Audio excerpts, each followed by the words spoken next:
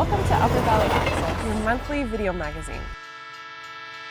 This month we investigated a little bit more on Act 46. We brought Neil Odell into our studio and interviewed him, and we also went down to Hartland Elementary and spoke with Bettina Read. And then also Brianna Spangler, one of our staff producers, she went to the Hartford Community Coalition Fall Conference where we heard the police chief and some of the select board members speak about what's going on in Hartford right now. This month we hosted our 4th annual Halloween-O-Thon with the premieres at the Low Auditorium at the Hopkins Center for the Arts at Dartmouth College. It was our 2nd year in a row partnering with the folks at the Hopkins Center for the Arts, and it was just fabulous. So stay tuned for highlights from the winners' videos, and you can watch all the productions on our Vimeo channel 10. And then October was also Domestic Violence Awareness Month. So I went to WISE and spoke with the program director there to kind of find out what are some signs of domestic violence, what you can do, how you can volunteer, and how you can help spread awareness. Stay tuned for all of this. We hope you enjoy.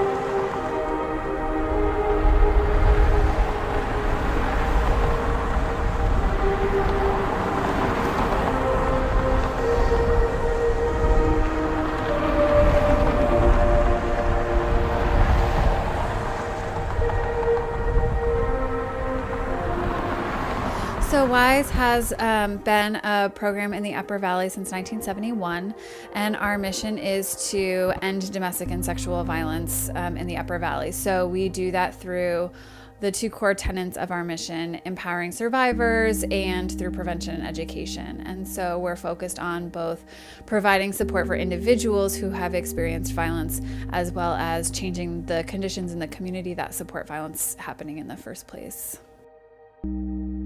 Most commonality amongst the victims of domestic violence is that they're women. And beyond that, it can be any socioeconomic status, any racial demographic, all across different religions. But being female is a high predictor of experiencing dating or domestic violence, or being part of another marginalized group.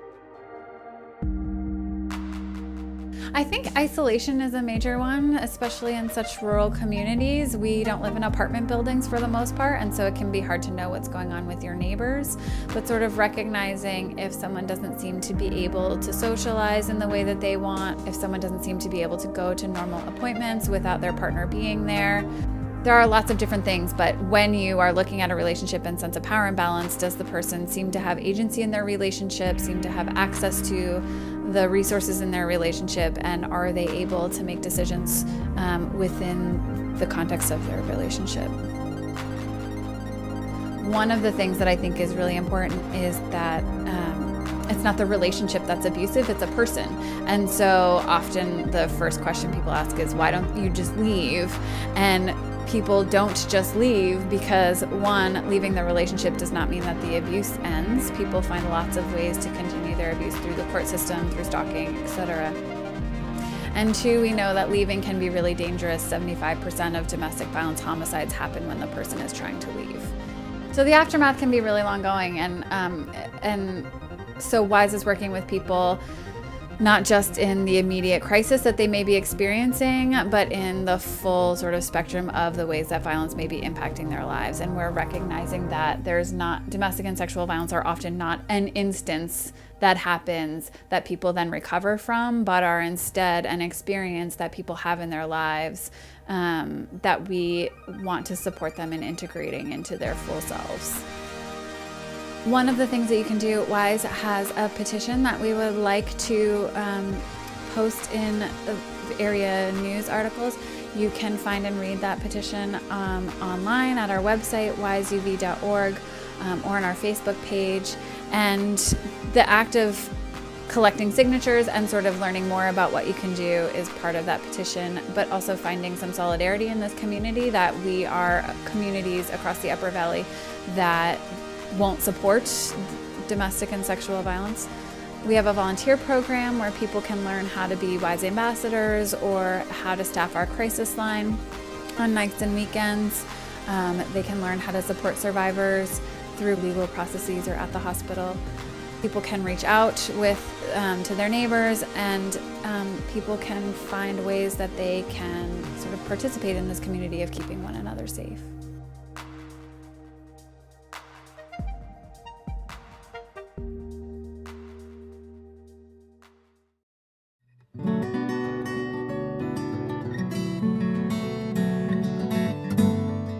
This evening has been for all of us to hear about the really neat things going on in our town. The Board of Selectmen last summer put together a committee of about 8 people. We started with 9, now we have 8, to look into the process and also look for a new town manager for Hartford. Pretty quickly we decided that the best course of action is to hire an executive search firm to assist us, and then we can assist them with finding the best candidate. This will cast us the widest net for the most qualified individuals in a pool of managers that is increasingly shrinking. We have set out to kind of meet with everyone in the community, let them know that we're willing to partner, find out what resources they have to assist us, find out the work that they're doing in the community, what they see are some of the issues, and what resources the police department has, and how we can join together, share resources, share in our responsibilities to keep the community or improve the health of the community, our livability, our quality of life, and public safety. I spent Thursday and Friday of last week at the Vermont School Boards Association, and the subject of most of that conversation that took place at that 2-day meeting was Act 46, which is the state's attempt to try to deal with reorganizing education in Vermont. My reaction coming out of that meeting is best reflected by that. Was Act 46 a kick in the pants to get us going, or a kick in the head to keep us down? I'm not sure which. When we were approached by the HCC, we thought that the best direction to take our presentation was really looking at what types of services you get as a taxpayer and as a citizen of the town of Hartford from the town, and what do you actually pay for? And we're at a pretty big crossroads as a community about what direction we want to see either our services and the amount of money that we allot to those services, where we want to see those actually go. A few years back, we got together to talk about saving lives. We got together to talk about how this community can come together to support one another on all fronts. There's been a lot of work done in this town. Tonight was great. There's a lot of information in this town. Our talking to each other and communicating with one another is critical.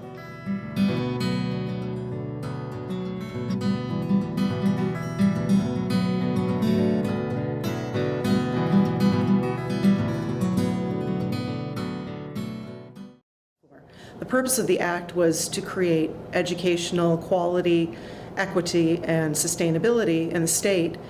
And so we're trying to look at those 3 things and come up with some options that will be right for our communities. Our options for the accelerated year, the first year, have been unaccepted by the state for various reasons. We're now looking more at year 2 and year 3. We're not rushing into anything in the accelerated. The only choice that we have left in the accelerated model is to consolidate all 4 towns, our supervisory union, into one district, and all of our students going to Windsor. That's still an option that we're looking at, but we realize it would take a lot of shift in the way the communities think in order for that to get a positive public vote. So even that probably wouldn't happen in the first year. But I'm also hearing that most of the people in our community want to keep school choice. So we're having a close look at what options we can have for consolidation and still keep that. Many kids they're not a one-size-fits-all. Some kids love a big school. Some kids do better in a smaller school with more individualized attention and education. And there are different interests, and schools that capitalize on that particular interest, schools that are wonderful in science or sports or theater. So the parents and kids alike find that school choice is important to them. It lets them choose the right school for them rather than being forced into a situation where they don't get any say in what their education looks like. Any options that we've come up with yet, we can't find that an option that is going to improve what we already have. It's either going to cost a lot more money. There haven't been any real cost savings. We give up school choice, we may be able to save some money, but that's not going to make some people happy. Even if we do give up school choice and we all go to Windsor, it's going to cost us more money because we need to put more into the school. Obviously, if you're putting another 200 kids into a school, it's going to have some changes made to it. So we've done a lot to work together already, and we can see ways that we can do more together, but we don't really need consolidation in order to do that. So I'm not saying that this is going to solve any real problems for our communities. I think the biggest thing lately has been that our only option now is to, if we were going to do something with all 4 towns, is for everyone to go to Windsor. And I think there's still some things that we can do to all continue to work together as a district and possibly have a consolidation within our schools without losing school choice. There's something in the 3rd year called, in the alternative structure, called a side-by-side district, where Windsor would remain like one smaller district, and then the other 3 schools, Wethersfield, West Windsor, and Heartland, could join as a district. But we'd have to get that approved by the state. We're not sure that would happen. So that is something we can look into. Also, if we don't do anything, the state can force us into a district after the 3rd year, but they can't take our choice away. They can't force us into a district that would do that. So one option is just to be stubborn and do nothing. It could cost us, and we wouldn't get those tax incentives that they're offering for the first 2 years, and we'd be living under those spending caps while we try to figure out what's going to happen to us. But we still maintain our choice. We do have a study committee we've put together with 16 members, 4 from each town. It's the school board chair from each town. I'm on it, along with 3 community members that were selected by each of the boards. We're going to start meeting on October 28th, and we'll be discussing what all our options are, discussing some of the finances behind those options, and just exploring what the best options for our communities are, and whether that's going to be working together or working outside with some other schools. We want to make sure we're doing the best thing for the students and the best thing for our communities, and we won't compromise. We'll make sure that we're getting that.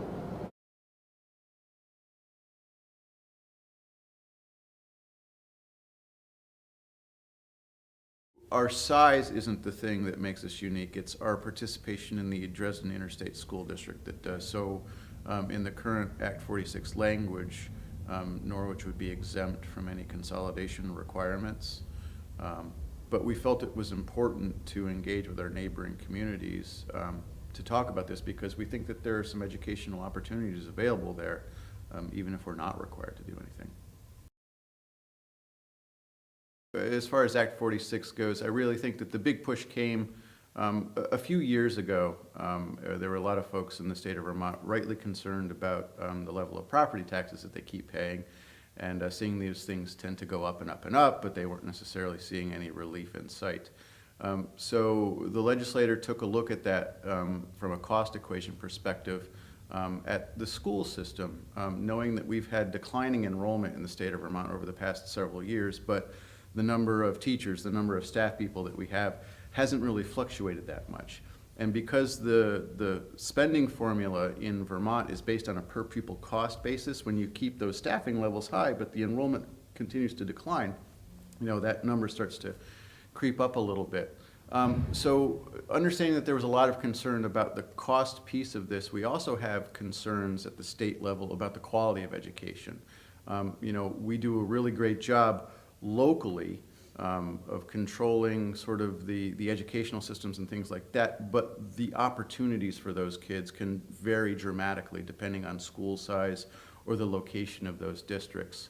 And the state wanted to see if they could take a look at both pieces of those things, the cost piece of it, but the educational opportunity piece of things.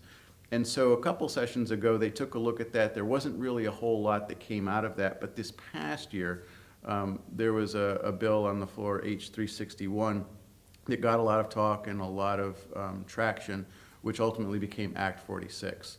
It provides a little bit more of a stick, I guess, than the previous carrot attempt, such that districts need to do something by 2019.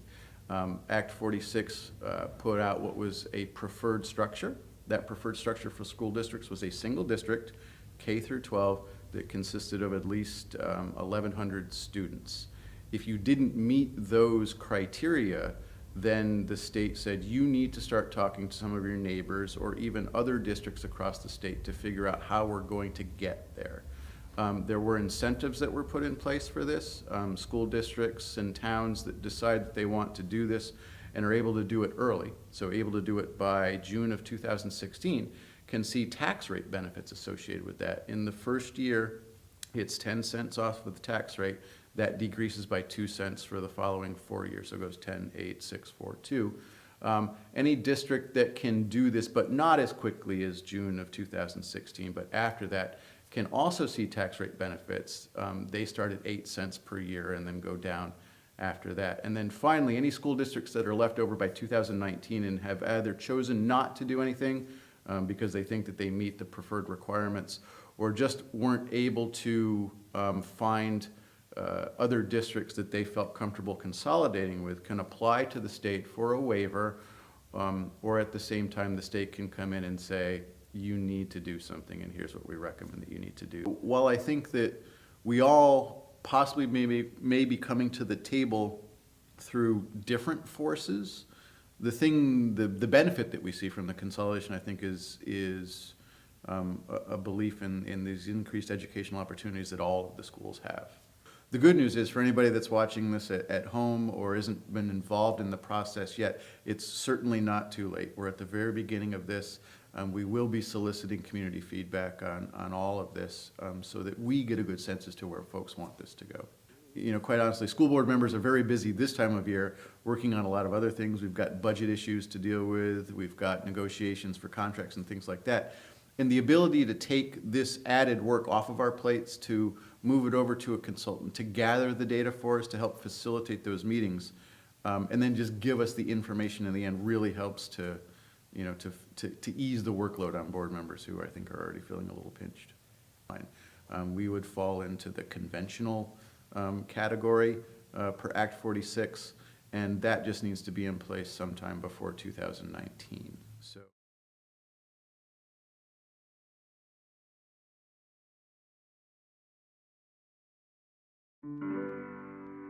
My name is Lucinda Walker, and I'm the director of the Norwich Public Library. First Wednesdays was started in 2002 at the Kellogg Hubbard Library in Montpelier, Vermont, and it was originally a series of evenings, one Wednesday a month for 8 months, where people were invited to come in and learn something new. And it got so popular that the Vermont Humanities Council and the Kellogg Hubbard Library began working together. And it has grown since then to be 9 venues around the states from October to May, mostly in library settings, and that's sort of where the idea came from. The libraries include the St. Johnsbury Athenaeum, the Newport Public Library in Newport, Vermont, Brattleboro Library, Manchester Community Library, the Rutland Free Library, Kellogg Public Library, the Norwich Public Library, and I believe Essex Junction. So back in the spring of 2008, we were contacted by the Vermont Humanities Council to see if Norwich wanted to be their 9th and last venue. And we had heard about First Wednesdays, and we knew how important and how popular it was, but quite honestly, it was a little too pricey for the library to be able to do on its own. Happily, however, one of Norwich's residents, Jane Ackerman, was on the board of the Norwich Historical Society, and at that time she worked for the Humanities Council, and she got the brilliant idea of getting both the Historical Society and the library to co-host. So we actually received special permission to bring First Wednesdays to Norwich. And once we knew we had another organization to work with, that made it so much easier both in fundraising for First Wednesdays and also sort of sharing the load of making sure things are being advertised, we're pulling in the right audience. And so when we started in 2008, we really did not know how large this would grow. And the first First Wednesday we had, it was Dr. Alan Fern, who was the head of the National Portrait Gallery. And that first night, we had over 125 people show up. And when we stood at the podium and we looked out at the church and saw all these people, we knew we had hit on something quite remarkable. And since then, just regardless of the weather, how cold it is, how dark, it's beautiful out, we still pull in these great audiences because the people who come to speak are so remarkable. But it's just not often you get to hear this level of both entertainment and education coming at you for free in Vermont. Highlights have included in December, the first Wednesday in December is always a little difficult for both the Norwich Public Library and the Norwich Historical Society because that's the night we need to go talk to the select board. And so we're always nervous because we have to be in a different building when First Wednesday is about to start. And that night Jules Pfeiffer was coming to speak, and Jules Pfeiffer is a renowned cartoonist, political cartoonist. And he was coming up on the Dartmouth coach, and the weather that night was just horrendous, pouring rain.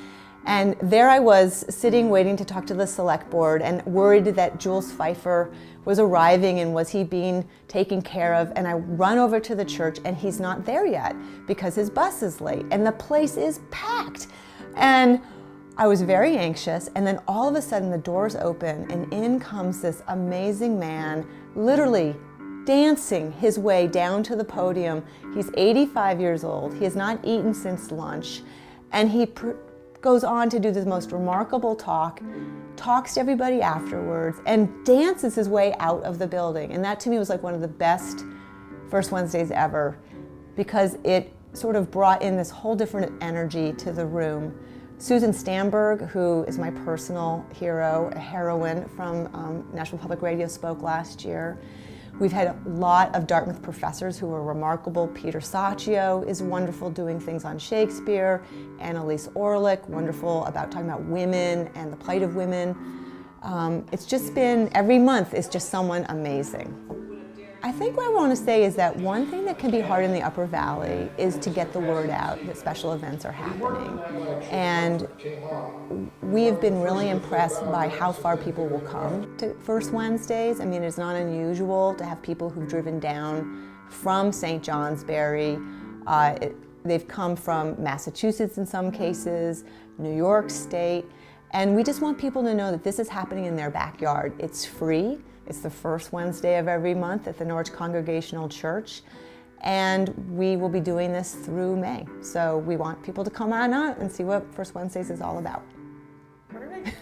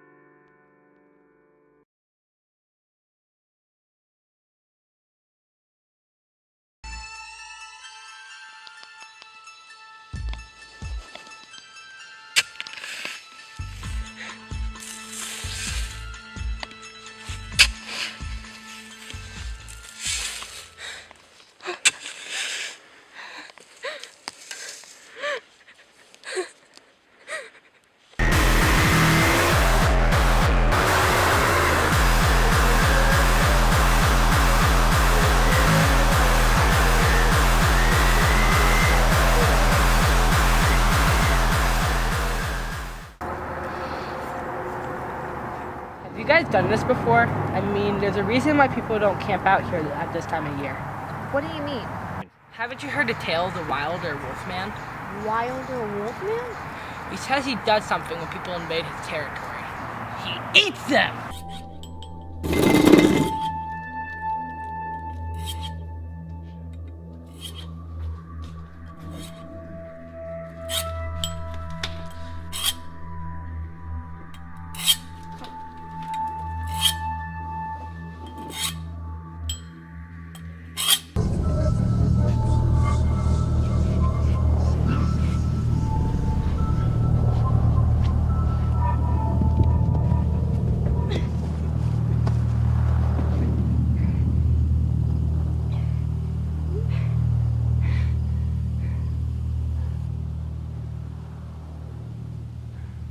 Don't come any closer. I know what you're doing. What? I have nothing to do with this. Why are you chasing me? I wasn't. I'm being chased. There's only 2 of us left. It has to be you. Amelia, watch out!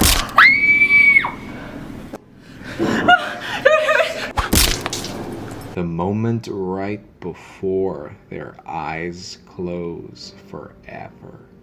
All their hopes, their dreams, everything that's said or left unsaid, expressed in one moment. Ginger!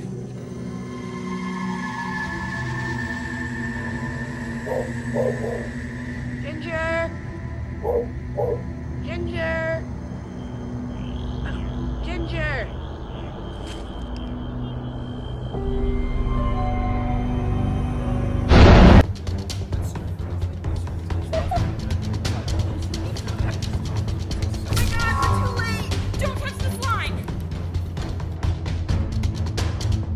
Oh my God, look at them all.